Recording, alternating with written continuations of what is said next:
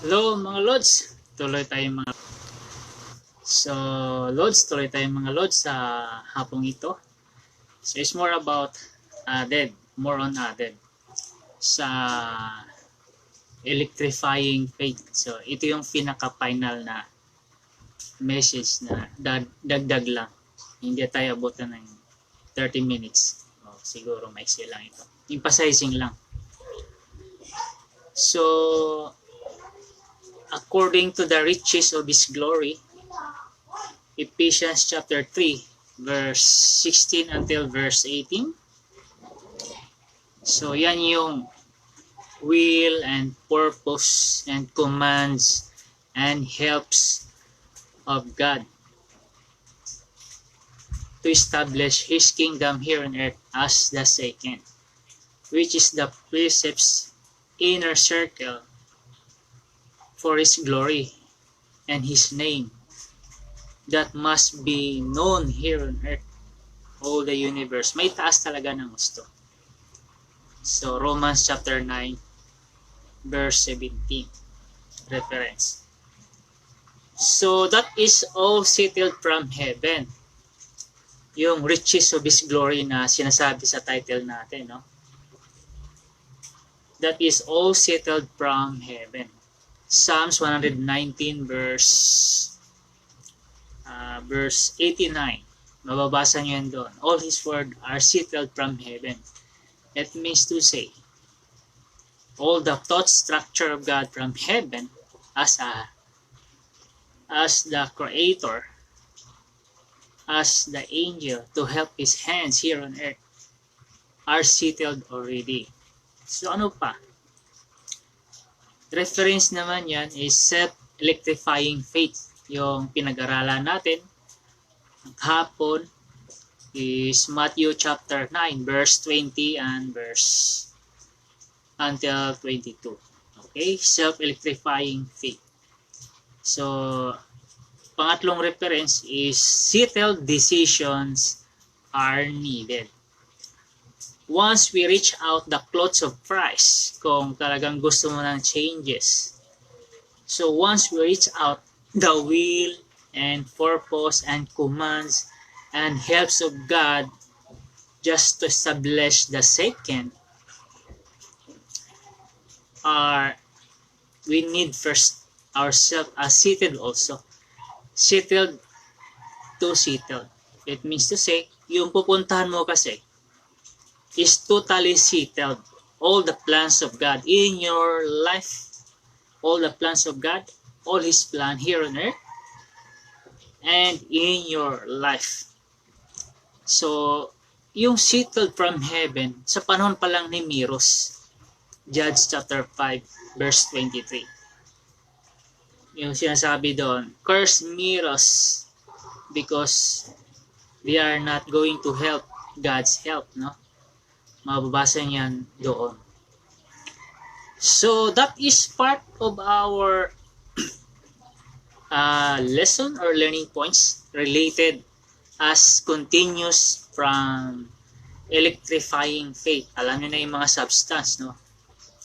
First, once you reach out the concrete substance which is settled from heaven, keep on keeping on, yourself must be settled. Now, once there are those dead spirit, dead winds, dead air in your desire. Ano yun? What are they? Those dead. It means to say they are a blocking substance that you cannot reach out your plan and desire. Your plan and desire to that clothes of Christ, which is concrete, settled from heaven, the substance from heaven, from the precepts of God. So, what is the added things advice for these kinds of spirit? In Filipino language, kung ang kaibigan mo, ang mag-anak mo, ay Sodom at Gomora ang espiritu nila, huwag niyong pansinin. Balakid yan sa plano ng Diyos. Okay? Balakid talaga yan. Kasi sabi ni Jesus Christ sa Matthew chapter 8 verse 22, kung mababasa niyo yan. Kasi mga patay yan na ayaw ma-establish yung plano ng Diyos. Okay, Matthew chapter 8 verse 22. So, Jesus said unto him, "Follow me." Okay? Jesus said unto him, "Follow me, and let the dead bury their dead."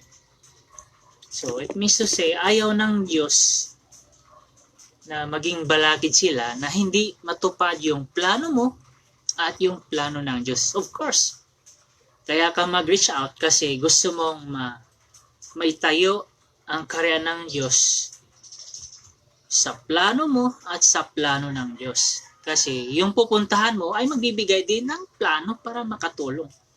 So both are working together. So Jesus' advice is, let the dead bury their dead. Kasi kung na-discern mo na patay sila and they are blocking of your great purpose to reach out the clothes of Christ in these days, which is the hands of God, concrete already from heaven, settled from heaven.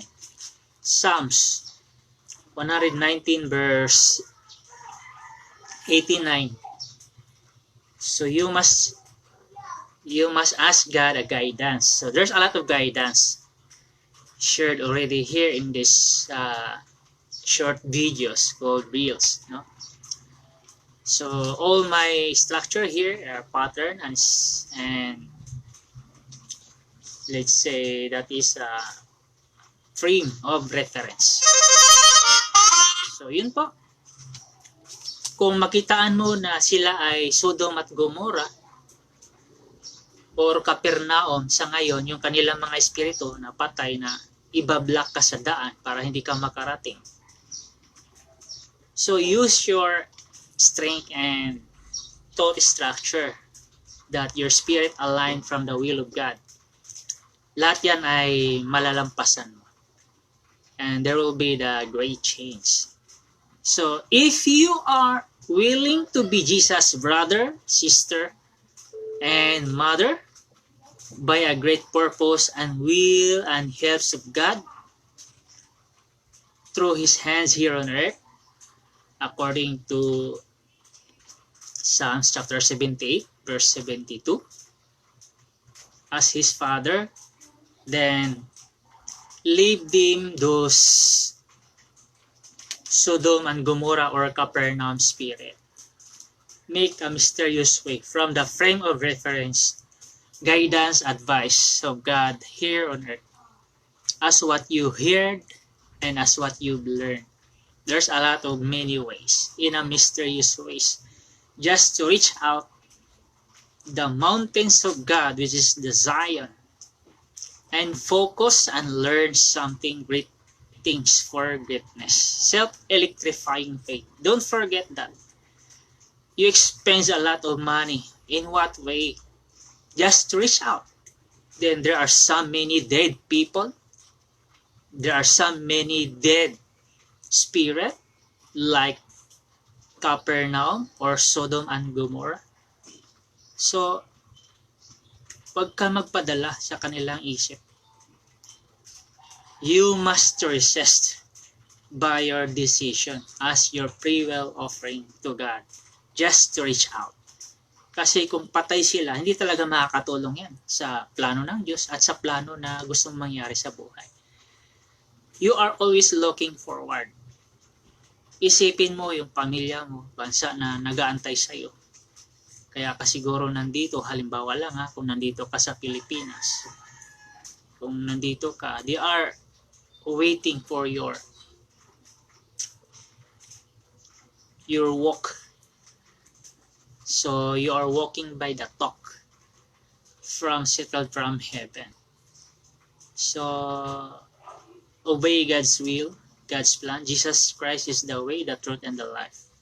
Once you obey the truth and the light, you must have electrifying faith. Okay? So that is good news updates in your life in these days as helps. Okay? Hindi maiwasan na maraming balakid yung magbablock sa mga plano natin. Di maiwasan yan. Pero kung patay yan sa paningin mo, sa spiritual, that they are the spirit of Sodom and Gomorrah or even Capernaum in these days, huwag mong hayaan na magpadala ka sa kanilang isip. Kasi hindi yan makakatulong sa buhay mo. Totoo? Totoo. Lalo na sa panahon ngayon, is more on practical. Yung culture noon, di na mangyari. Bakit? There's a lot of changes. Anong nangyari sa changes karamihan ngayon? Kahirapan. Kaya, dumating si Jesus Christ is for the solutions and helps because of poverty and famine. There's a lot of famine, hindi lang naman sa pagkain. Sa spiritual din, maraming famine. Kaya, kung sa ngayon, kung the Father, the hands of God, the angel, and Jesus Christ itself as appearance, like a dove in heaven, they are working together by the hands and strength of the arms of God, seated from heaven, then you must to reach out in His hands in these days. For that is the way of change of life. Hindi lang sa pamilya mo. Kasi ang daming nag-aantay sa iyo mga mahihirap. You are sparking great things. Kaya kasiguro nandito, pinadala. Inudyukan yung puso't isipan mo to bring us something better in your mind. To offer something precious, not defective in your mind for the will and purpose of God. Ang reference naman yan ay Malakay. So yung mga dead spirit as like dead land, like Capernaum or Sodom and Gomorrah. Siyempre, mga kapatid mo rin yan. Kaso nga lang, mga kapatid, sister, and brother, o ano man. Mga patay nga lang ang espiritu. So, ang reference naman yan ay 1 John chapter 2, verse 8 and verse 11. So, basahin nyo yan ha. 1 John chapter 2, verse 8 hanggang verse 11. So, once you are going to reach out God's plan in His hand through the name of Jesus Christ. John chapter 14 verse 6, sinasabi doon, once you obey the way of Jesus Christ in these days, mysterious ways just to escape that kind of dead people, like dead dog, useless, hindi makatulong sa iyo, dead spirit, like Sodom and Gomorrah, or even Capernaum, then obey God's plan. They are dead.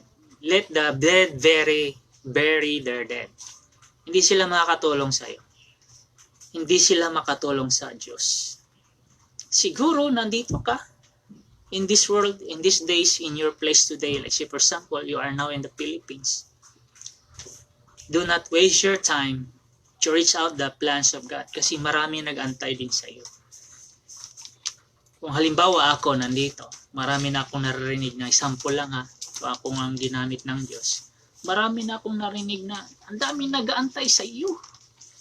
Kung halimbawa ako lang, habang dumadaan-daan ako dyan, halimbawa lang, naririnig ko, ang dami nag-aantay sa iyo. So, ang dami ring nag-aantay sa iyo. You are sparking great things. Ikaw lang talagang inaantay. Kaya kasiguro nandito, may purpose ang Diyos. Do not waste your time. Use your electrifying faith, strength, at panawagan na rin as one from the line by line, precepts by precepts, according to the will and purpose of God, since from the beginning, mula pa sa aking lolo at lola hanggang ngayon. Alam nyo, kung i-considered ako as foreigner, pwede rin mangyari kasi, halimbawa sa kalagayan namin, yung lolo ko ay matangkad, nagserbisyo sa gobyerno natin. Noong World War II ay dalawang pinaglingkuran niyang bansa. Kaya tinatawag siyang veterans, USAP veterans. Ako yung grandson na nabigyan ng benefits sa USAP veterans. Kaya kung siguro naging US citizen kami, kung buhay pa yung lolo namin, ay pwede akong matawag na PhilAm. Pero ngayon, akong nakabenepisyo, pwede kong i-considered as PhilAm. Yun nga lang, nasa Pilipinas, wala kami sa US. Sa benefits lang yun. Consider lang. So, yung mga dead people, dead spirit, like Sodom and Gomorrah or even Capernaum. Ano yan? Walang magandang plano sa inyo yan.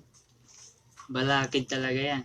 Pero kung maintindihan nila, kung hindi sila nagagalit sa kanilang kapatid, kasi kung gusto nila maging kapatid si Jesus Christ sa buhay nila, kasi si Jesus Christ nagdala ng plano sa karya ng Diyos. Magiging kapatid sila kung makiayon sila sa plano ng Diyos. Totoo? Totoo. So, anong verse? Sa Matthew chapter 12 verse 50. Okay? Basahin nyo doon.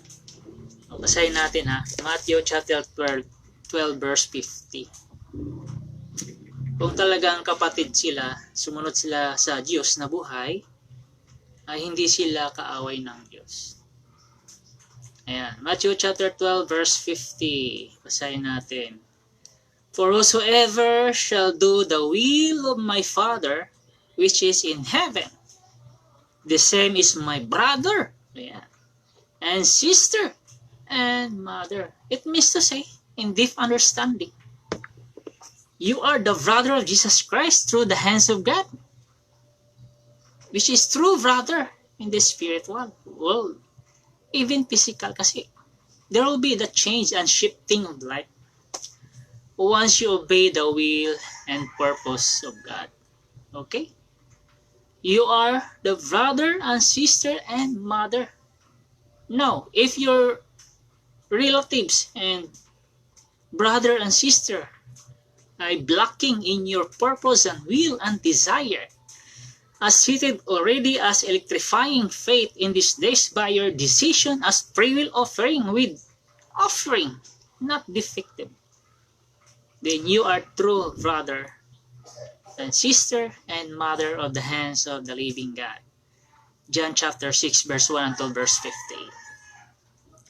Ma-reach out mo yung plano mo, yung desire mo, na may tayo ang karyaan ng Diyos at masunod din yung plano mo.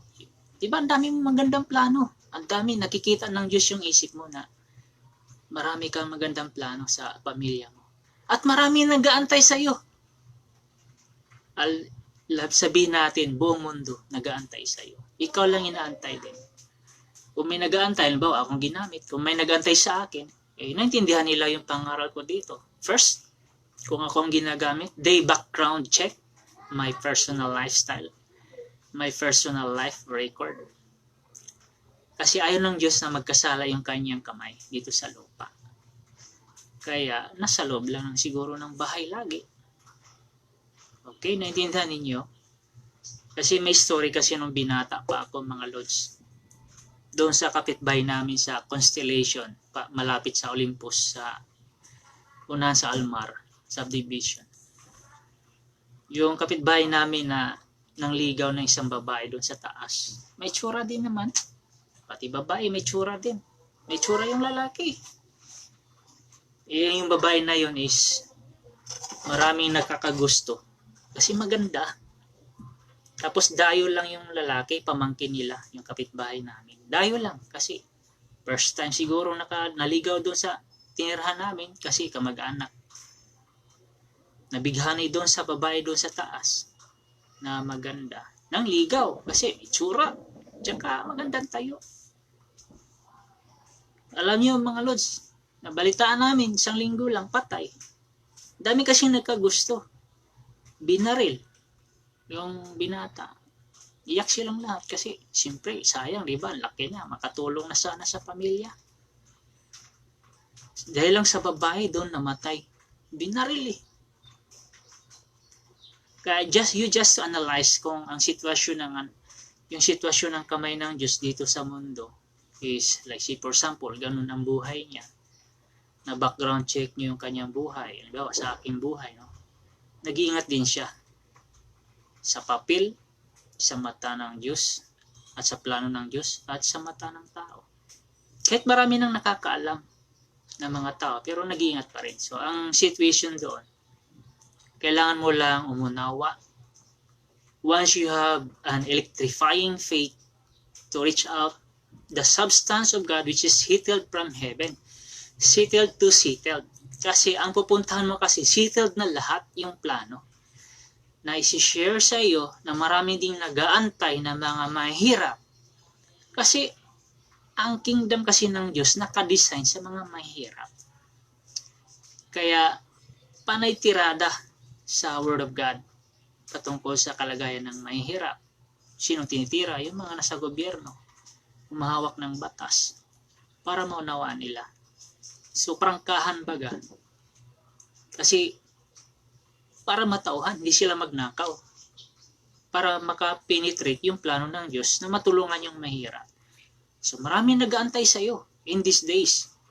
Kung naintindihan ninyo yung sinishare ko dito, you have a great discernment from the Spirit and gifts of God. Hot and cold shall not cease. So it means to say everything from the Spirit and power of God shall not cease. Kailan magsisis yan? Pagpatay ka na. Totoo? Totoo. Sa physical lifestyle, all the gifts of God and the fruits of the Spirit, magsis lang yan pagpatay ka na. Kasi nasa ibang dimension ka na sa eternity. Doon magpatuloy yung plano ng Diyos. Yung spiritual world na hatahakin mo sa kabilang buhay. Kung ikaw ay nasa Diyos, ma-experience mo yung mga dimensional places created by God itself. Marami kasi nagsabi na marumi na ang langit. Hindi marumi ang langit. Yung isang part lang kasi dimensional eh. Pag sinabing dimensional, there is a barrier na hindi alam ng spiritual na created. Na yan pala yung dinadaanan nila ay kaharian ng Diyos pala yan. Na hindi nakikita. So dimensional. Kung ang tao dito sa atin sa mundo kaya mawala sa sarili, ganon din sa after death, there's a lot of dimension. Kaya hindi marumi ang langit. Hindi lahat. Kasi dimension. Kumbaga sa atin ngayon, there is a wall. Borders. Kumbaga. Kung sa bubbles pa, may kanya-kanyang, alam niyo na, bilog-bilog. May kanya-kanyang lugar. So, ganun po ang kaharian ng Diyos sa after death. Doon magsisis yung spiritual gifts at saka fruit of the Spirit. Once you are died, patay na. So yun po. You must reach out once you discern already kung sinong makahadlang sa desire mo, your electrifying faith substance. Kasi hindi biro yung i-reach out mo. Halimbawa, nandito ka. You have a free will offering of yourself. Nandito ka sa bansa natin. Then, seated already. Kaya ka nandito. Halimbawa, lumipad ka galing sa malayong lugar. From the 7 continents of the world. Dumating ka sa Pilipinas. Because of great purpose of God na naunawaan mo. Na dinisa na yung puso. Dahil ayaw mong magnakaw. Kasi honestly, you are performing. Sabi ko nga dito, ang Diyos hindi tumitingin na sa kung anong kalagayan ng estado ng buhay mo, no? According to Matthew chapter 22, verse 1 until verse 13. Dalawang situation dyan. Tapos pagdating sa 25, yung mga taga-Capernaum na binigyan ng kalaman ng Diyos, nilibing lang yung piso. Anong ginawa ng hari? Sige, kunin mo yung piso. Hinukay niya yung piso. Tapos yung piso, sabi ng hari, ibigay mo doon sa 10 piso. Sinong pinagpapala?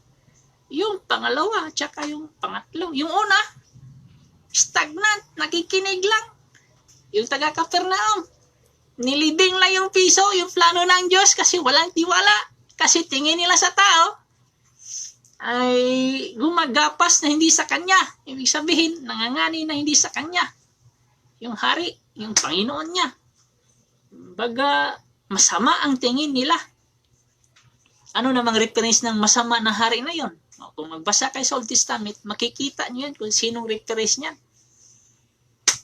So, walang tiwala yung mga taga-Capernaum. Lalo na yung naninilip sa bubong, hindi pa sinira ng 5. Dumating yung taga-ibang bayo, lumipad, aeroplano. Halimbawa lang, aeroplano sa ating panahon ngayon. Kasi noong unang panahon, lakad lang. Pag may sakit, buhat-buhatin.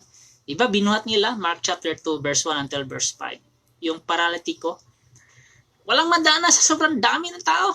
Kaya ang ginawa nila, dahil kahit merong naninilip sa bubong, sinira yung bubong. para lang makapasok doon yung may sakit na gagaling.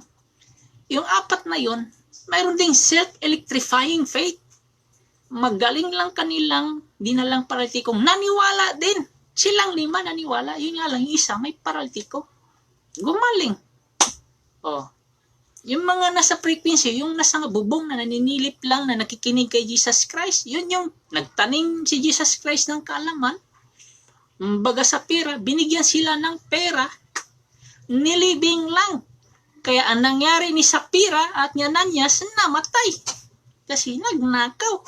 Masama ang tingin nila. Okay, Nuggets? Nuggets is brought to you by Budweiser and Red Bull and 7-Up. Nuggets? Nuggets. So, yun pong ibig sabihin nun. Yung pasaysin lang ito added. Kaya yung mga dead spirit, dead people like Sodom and Gomorrah or even Capernaum in these days. They are the spirit of Sodom and Gomorrah and Capernaum na balagid sa plano mo. Parang kinukulong kayo na hindi kayo makalis-alis. In how many days you are stay here kung halimbawa nandito ka, no, sa mundo natin, sa Pilipinas. Tapos parang gusto mo nang mag-reach out na hindi pa maka-reach out kasi pinipigilan ka ng iyong mga patay na kapatid. So saan mababasa yung mga patay na kapatid? Sa 1 John chapter 2 verse, anong verse? 8 hanggang verse 11. Okay? So, settled decision are concrete. Kailangan concrete. Okay? So, yun po. Once we are going to change our lifestyle and desire, yung pupuntahan mo kasing plano or blessings from God is settled na. Yung Matthew chapter 6 verse 5 and verse 8, yan yung pagtuturo ni Jesus Christ ng panalangin. Settled na yan according to the riches of His glory. Yung plano ng Diyos. Yung plano kasi ng Diyos which is generalized, both of us. Kung mag-reach out ka, mayroon kang mapupulot na blessing. At madagdagan ka pa according to my emphasizing here. Diba? Tutulungan kayo ng kamay ng Diyos. God is tried already. His word is the backup and the buckler. Tried already according to the Old Testament. 2 Samuel or 1 Samuel chapter 22. Doon mo babasa yan. So yun po. Huwag kalimutan. According to the riches of His glory, you must have an electrifying faith in God's purpose, will, commands, and desire, and helps. Ang dami nag-aantay sa'yo. Sabi ko nga, anghel, nag-aantay lang din yan. Yung greater than Solomon, nag-aantay lang yan. Lahat ng sumusunod sa plano ng Diyos, nag-aantay lang din yan. Kaya ang tao, kailangan mag-reach out. Kasi there will be the shifting of life. Pag sinabing shifting of life, there will be the changes of life. Pivot. Hindi ka makalongside sa port without pivoting sometimes pag malakas ang current. Pero pag shifting naman, halimbawa is mayroon nang nauna doon sa port, shifting yun. Didikitan yung isang barko para lang makatawid ka doon sa isang barko, makarating ka sa port. Shifting yun. So it means to say, mayroong tutulong sa iyo na makarating ka doon sa port. Sinong tutulong sa iyo? The hands of God. Yun yung isang barko na ikaw dumikit sa isang barko na makatawid ka doon papuntang port. Yung gusto mo mapuntahan mo. Nagets? Shifting of life. Pero kung walang barko na nauna, ikaw ang nauna sa puerto, that is pivoting. There will be the change course of your lifestyle. Once you reach out, that you have electrifying faith of yourself. Yung buo yung decision, no? Alam nyo na, no? Explanation. So, kung naintindihan nyo yung kamay ng Diyos dito sa lupa, according to your research, according to your background check, sasabihin kasi nyo, ay, masama naman yung kamay ng Diyos. May record naman yan dito sa mundo. Wala kayong magagawa. Kasi nag-emphasize na siya. So, you must to adjust. And you must to understand. And you must to consider. Kasi yung pininto ko nga, may namatay na binata dahil sa isang babae.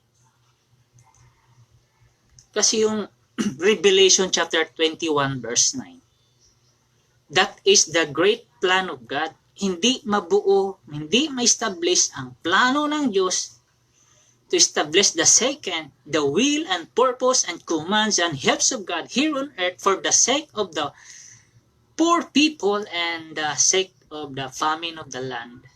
Without that kind of mind-setting. Diba yung anghel dyan nagsabi? Mind-setting yan from heaven. Settled from heaven.